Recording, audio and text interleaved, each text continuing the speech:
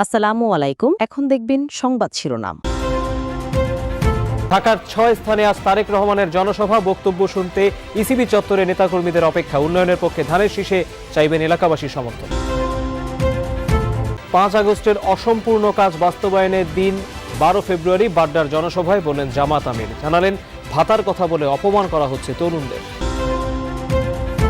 শেষ মুহূর্তের প্রচারে দম ফেলার সময় নেই প্রার্থীদের। ভোটারদের সাথে সখ্যতা করার চেষ্টা, জয় পেলে জনবান্ধব কর্মসূচি বাস্তবায়নের আশ্বাস। নির্বাচনী পরিবেশ নিয়ে টিআইবির উদ্বেগ, ব্যাপক হারে বেড়েছে অর্থ, ধর্ম, পেশি শক্তির ব্যবহার। গণভোট নিয়ে অযাচিত বিভ্রান্তি তৈরি করছে সরকার ও ইসি। এতক্ষণ শুনছিলেন সংবাদ শিরোনাম, এখন দেখবেন বিস্তারিত। ঢাকা মহানগর উত্তরের ৬টি সংসদীয় আসনে আজ নির্বাচনী জনসভায় অংশ নেবেন বিএনপি চেয়ারম্যান তারেক রহমান। ঢাকার ১৭ আসনে নিজ নির্বাচনী এলাকা ইসিবি চত্বরে বেলা ২টায় প্রথম জনসভায় অংশ নেবেন তিনি। বক্তব্য রাখবেন উপস্থিত জনগণের উদ্দেশ্যে। এরপর যথাক্রমে ঢাকা ১৬ আসনে পল্লবী, ঢাকা ১৫ আসনে মিরপুর ১০, ঢাকা ১৪ আসনে ন্যাশনাল বাংলা উচ্চ বিদ্যালয় গেট, ঢাকা ১৩ আসনে শ্যামলী ক্লাব মাঠ এবং ঢাকা ১১ আসনে বাড্ডা সাঁতারকুলের সান ভ্যালি মাঠে একে একে অংশ নেবেন। এসব আসনে বিএনপি মনোনীত প্রার্থীদের বিজয়ী করার আহ্বান জানাবেন তিনি। একই সাথে ধানের শীষের পক্ষে ভোট চাইবেন। শুনবেন এলাকাবাসীর সমস্যার কথা। শনিবার উত্তরবঙ্গের ৩ জেলায় সমাবেশের মধ্য দিয়ে শেষ হয় ঢাকার বাইরে তারেক রহমানের নির্বাচনী প্রচারণা। সকাল থেকেই জমজমাট নির্বাচনী প্রচারের মাঠ। উত্তরা ১০ নম্বর সেক্টরে গণসংযোগ করেছেন ঢাকা ১৮ আসনে ধানের শীষের প্রার্থী এস.এম. জাহাঙ্গীর হোসেন। সকাল ১০:৩০ থেকে তিনি প্রচারণা শুরু করেন। হেঁটে হেঁটে ভোটারদের সাথে কথা বলেন, তাদের নানা সমস্যার কথা শোনেন। গণমাধ্যমকে তিনি বলেছেন, মাদক ও কিশোর গ্যাংসহ বিভিন্ন অভিযোগের ব্যাপারে তিনি জেনেছেন। জয়ী হলে এসবের বিরুদ্ধে জোরালো ব্যবস্থা নেওয়া হবে। শাপলাকলির প্রার্থীর প্রচারণায় বাধা দেওয়ার অভিযোগ প্রসঙ্গে তিনি বলেছেন, যথেষ্ট সৌহার্দ্যপূর্ণ পরিবেশে নির্বাচনী কার্যক্রম চলছে। প্রচারণায় বাধা দেওয়ার অভিযোগ সঠিক নয়। এই আসনের পিছিয়ে পড়া এলাকাগুলোতে বাড়তি মনোযোগ দেওয়ার কথাও জানিয়েছেন বিএনপির এই প্রার্থী। আমরা কোনো নালিশে বিশ্বাসী না, আমরা কোনো অভিযোগে বিশ্বাসী না। হ্যাঁ, তবে যদি অভিযোগ করার মতো কিছু ঘটে অবশ্যই আপনারা অভিযোগ করবেন, কিন্তু এগুলো ভয় থেকে আগামী ১২ তারিখে নির্বাচনে হেরে যাবে, জনগণ তাদের পক্ষে কাজ করতেছে না, জনগণ তাদের সায় দিচ্ছে না, সেটা তো আর বিএনপির অপরাধ না। যার যার দল, যার যার জোট নিয়ে তাকে এগিয়ে যেতে হবে। ৫ আগস্টের অসম্পূর্ণ কাজ বাস্তবায়নের দিন ১২ ফেব্রুয়ারি। এই রক্তের সাথে যারা বেইমানি করবে, ইতিহাস তাদের ক্ষমা করবে না, এমন মন্তব্য করেছেন জামায়াতের আমির ডাক্তার শফিকুর রহমান। সকালে রাজধানীর বাড্ডা ডিআইটি প্রজেক্ট মাঠে ঢাকা ১১ আসনের প্রার্থী নাহিদ ইসলামের নির্বাচনী জনসভায় তিনি যোগ দেন। বলেন, দেশের মালিক নয়, সেবক হবে জামায়াতে ইসলাম।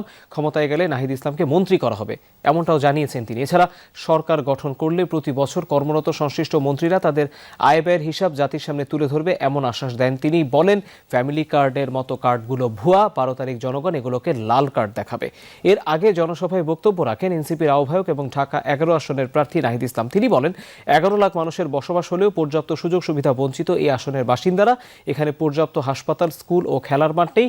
নির্বাচিত হলে সব নিশ্চিতের প্রতিশ্রুতি দেন নাহিদ ইসলাম। আপনারা যদি আমাকে এই নির্বাচনে সেই সুযোগ দেন, ইনশাআল্লাহ আমি আমার বাকি জীবন ধরে আপনাদের জন্য সেই ঋণ, আমি আমার দেশের, আমার মাটির জনগণের জন্য সেই ঋণ আমি পরিশোধ করতে চাই।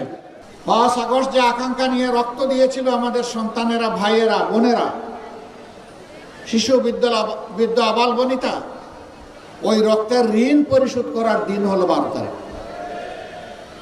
এই রক্তের সাথে যারা বেইমানি করবে, ইতিহাস তাদেরকে ক্ষমা করবে না। মান্দা উপজেলা নিয়ে গঠিত নওগাঁ ৪ আসন।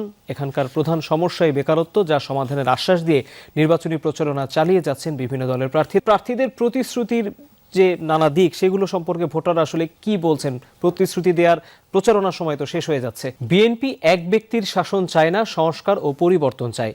১২ ফেব্রুয়ারি ঠিক হবে, দেশ আগের মতো চলবে নাকি নতুন দিকে এগোবে। ঠাকুরগাঁওয়ে এমনটি বলেছেন বিএনপির মহাসচিব মির্জা ফখরুল ইসলাম আলমগীর।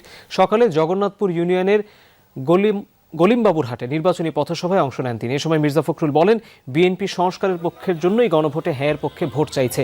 এদেশের সংখ্যালঘু বলতে কেউ নেই, হিন্দু, মুসলিম, বৌদ্ধ, খ্রিস্টান সকলেই বাংলাদেশি। বিএনপি অতীতেও যেমন সবার পাশে ছিল, আগামীতেও থাকবে।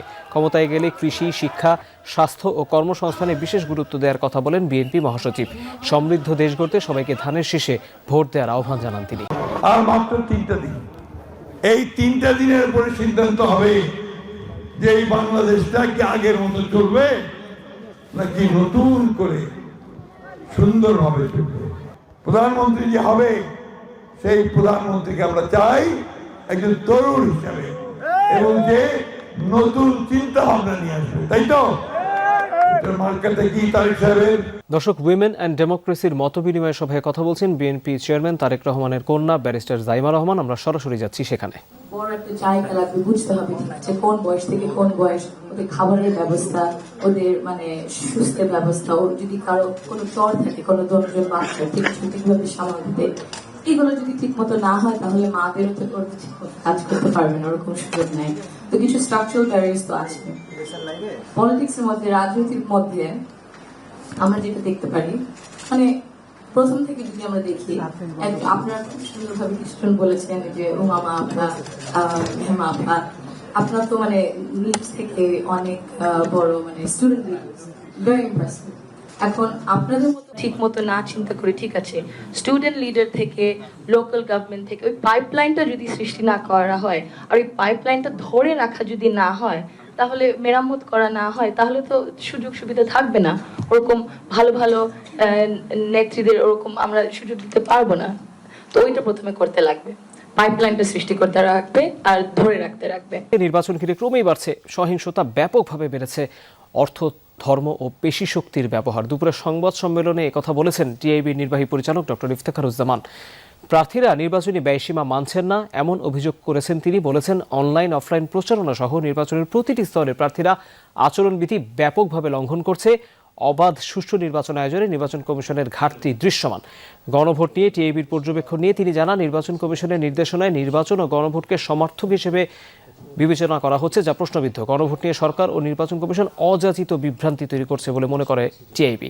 জানান ট্রান্সপারেন্সি ইন্টারন্যাশনাল বাংলাদেশ, টিআইবি গণভোটে হ্যাঁর পক্ষে। নির্বাচন কমিশন অনলাইন অংশীদারের মধ্যে ক্রমবর্ধমানভাবে প্রয়াস আছে নিঃসন্দেহে, বিশেষ করে রাজনৈতিক সংঘাত এবং নির্বাচনে আচরণবিধির লঙ্ঘন এবং অনিয়ম অসুস্থ প্রতিযোগিতা প্রতিরোধে নির্বাচন কমিশনের উপরে যে আরোপিত দায়িত্ব, সেটি কার্যকর প্রয়োগের ক্ষেত্রে দৃশ্যমান অনেক ক্ষেত্রেই ঘাটতি দেখা যাচ্ছে। তার পেছনে অবশ্য মূল চালিকা শক্তি হচ্ছে রাজনৈতিক দল। তারা এত প্রভাবশালী যে নির্বাচন কমিশন অনেক সময় কঠোর অবস্থান নিতে ব্যর্থ হয়, তার পরিচয় দেয়। এবং নির্বাচন ঘিরে রাজধানীর প্রায় সব এলাকাতে টহল চালাচ্ছে আইন শৃঙ্খলা বাহিনী। নির্বাচন উপলক্ষে যে টহল কার্যক্রম, সেটা কিন্তু শুরু হয়েছে।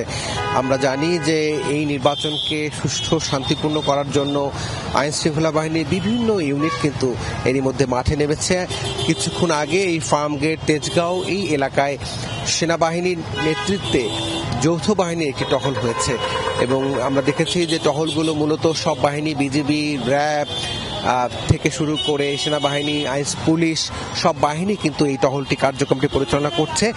আছি ঠিক ফার্ম গেটের যে ফুটওভার ব্রিজ, এই পয়েন্টে টহলের যে কার্যক্রম সেটি কিন্তু এখানে একটু আগে হয়েছে। মূলত মানুষের মনে আস্থা তৈরির জন্য এই টহলগুলো করছে আইন শৃঙ্খলা বাহিনী।